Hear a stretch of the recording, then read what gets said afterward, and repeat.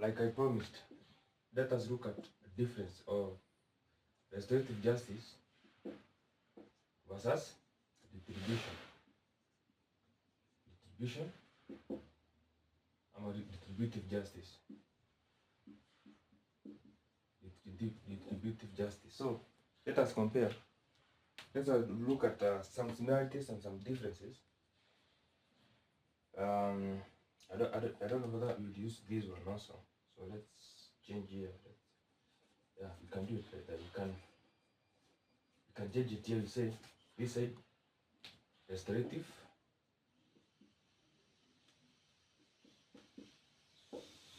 justice. Yeah? This side retributive.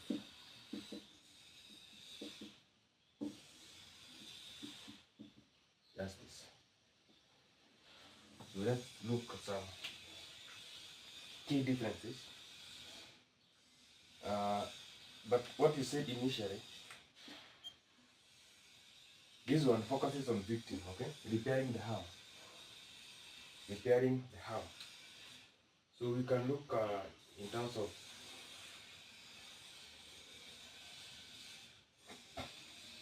focus, the method and outcome. And both are varying degrees. Okay? So we can look at one, focus. Let's see focus here. So this one focuses, restorative justice, as I mentioned, it focuses on healing, reconciliation, and what? Reparation. Reparation. Repair the harm, right? Repair the harm between the offender. So this one focuses also between. So this is done to who? Between the offender, victim, and to some extent, community. Okay? Community. So we can give an example. In many rural communities, disputes such as theft, assault, family conflicts, okay, often solved through community meetings. Kitu kama family issues, okay. So those are that must involve what, like succession, ama hii maneno ya mashamba hii, to some extent for family issues. So we have to call meeting, okay, and to involve what, elders, okay, theft, assault. So instead of taking these minor cases to court, you just decide, let us solve it or solve it amicably, or you involve the victim when you may hear harm done to that person, and the offender, the wrongdoer. Okay? So the aim is to reach a consensus. Sasa aim ya hiyo maneno yote ni kureach into a consensus. Ndio mwagiri kama ni apology ama ni compensation ama ni bora that harm is repaired. So on the other hand, retributive justice, this one focuses on punishment. Punishing who? Punishing offender. Punishing offender. Through legal means. It must be through legal means. So why through legal means? Because we usually say that the punishment must be proportional.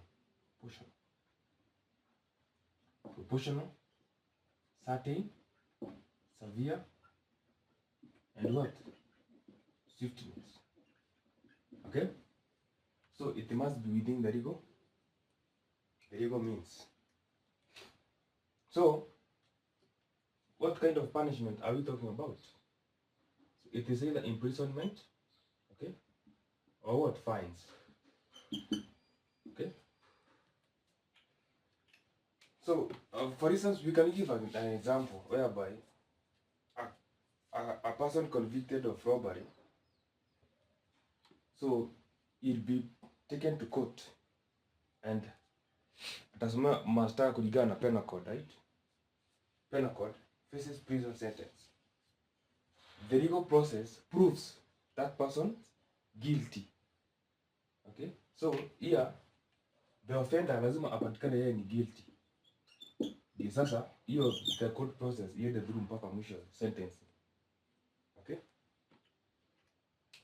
So if you now this one hii inakuwa na gap. This one has a gap because it focuses on offender. What about the victim? Okay?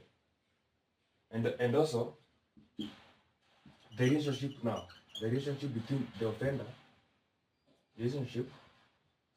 between now the offender and victim, and also the community.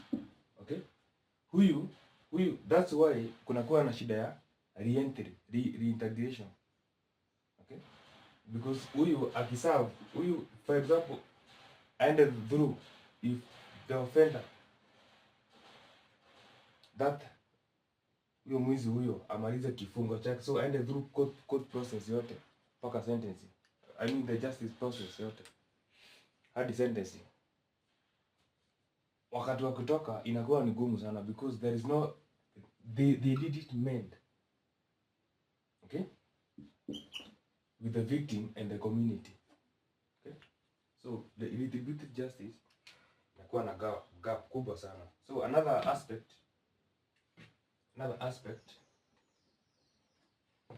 this is number 1. Number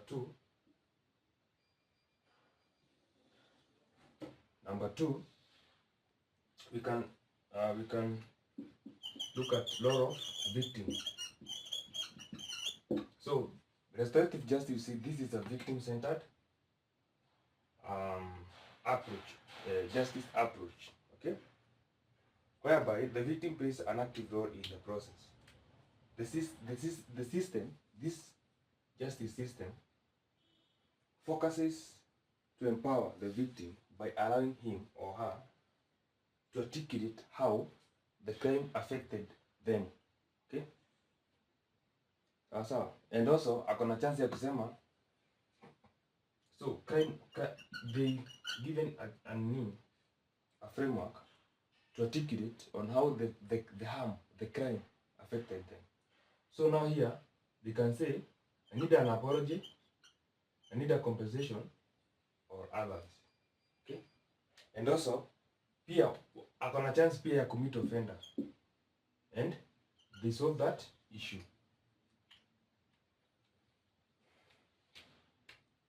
Okay? So let's give an example of cat rustling. Hii maneno ya huku kuibia sijui rustling. Elders may organize a meeting, like I initially said in my previous video. So those communities involved, the Saburus and Turkana.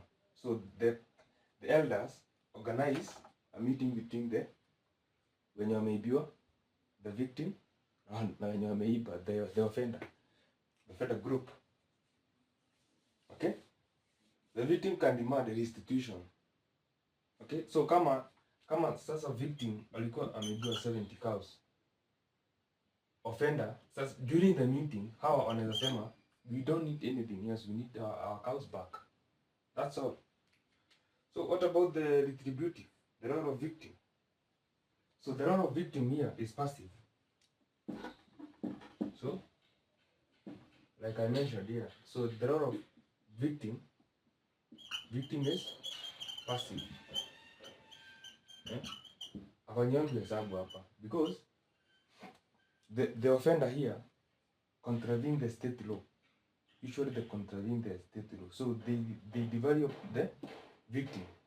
They don't mind about the victim, the harm, and the community. So the focus here is mainly on offender. I mean on the offender. With the victim often irrigated. This one victim passive role. For example, you can give an example here as a witness. Hivyo tu kazi yake baadaye wanga inaishia hapo. So yeye akienda atoe witness yake before the court inaishia hapo. So the offender has anajua the justice system to determine whether he or she is guilty or not. Okay. So testimony. So victims are here in retributive justice are used as a witness to give testimony of what happened, what transpired. Okay.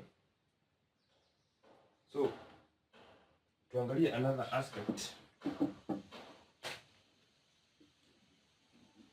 So number 3 here, you can see the outcome. So who can guess here? What is the outcome of restorative justice? This one is very simple. This kind of repetition. So the outcome is to restore. Restore. You bring back the initial position of the victim before the harm was done. So restoration or what? Compensation. Okay, compensation, such as like we mentioned earlier. So pesa, kulipwa nini. So the offender also here, outcome ingine, the offender may participate in rehabilitation programs aimed at preventing future crime behavior. So here, because what wanaletwa pamoja, the victim, offender and the community to some extent, so this one in this VO, victim and offender, so wanaletwa pamoja, and then because there is that kind of a formal meeting ulifanya hivi kwa nini, so tunaweza kukusaidia, how can we help you, so you rehabilitate, so do what programs. Okay, yes, so to what, to prevent reoffending, or what we call recidivism. Okay, that is the outcome. So for example, let's take two communities, the Maasai and Kikuyu elders. When an offender admits to stealing livestock, for example, they may be required to return the livestock or compensate the victim with the equivalent amount. So kama ng'ombe waseme estimate ng'ombe zenye mliiba zilikuwa za 120k, 150k. So the offender may opt to request, the victim may request 150k in terms of money, or you bring back the cow. Period. So retributive outcome. So retributive outcome, as you said, it is punitive. Their main goal is to punish the offender. Period. Hakuna kitu ingine hapo. Okay? And you said involving was the imprisonment. This one is punitive. Imprisonment, and what? Fines. So mwizi akiiba apelekwa kotini with a violence case, the offender may be sentenced to several years in prison. Okay? So which fails to address the issue of what? Victim. So this one does not address the issue, victim issues. But this one addresses both victim and offender. The goal. So another aspect here. Number 4 here, you can say the goal. The goal is to reconciliation, healing and reparation. Okay? That one is very simple. This one, the goal is to punish, or what we call ensure the offender suffers. Eye for an eye. Offender, sir? Eye for an eye. This one attributes to eye for an eye. The Mosaic law. eye for an eye. So another aspect,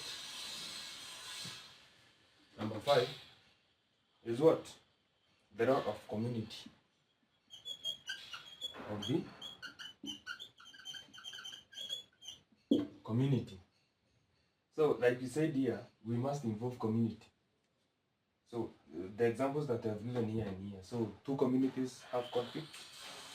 So we must involve community elders and leaders, okay, whereby they organize a meeting, bring both parties, offender and the victim. So they settle, they ensure they have an amicable conflict settlement, okay. So that's all. So what about the retributive justice? So yeah, we can give an example of Mubakuni initiative, a community policing model in Kenya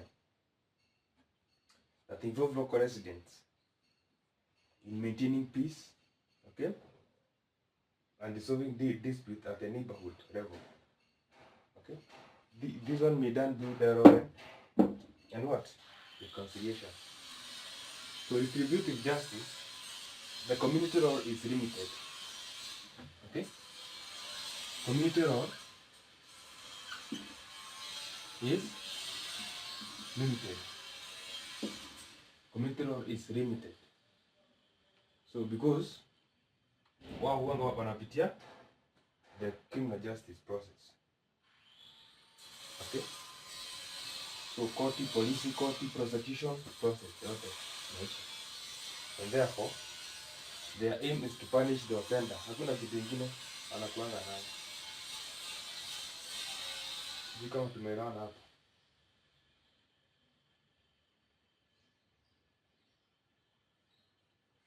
So that is it. That marks the end of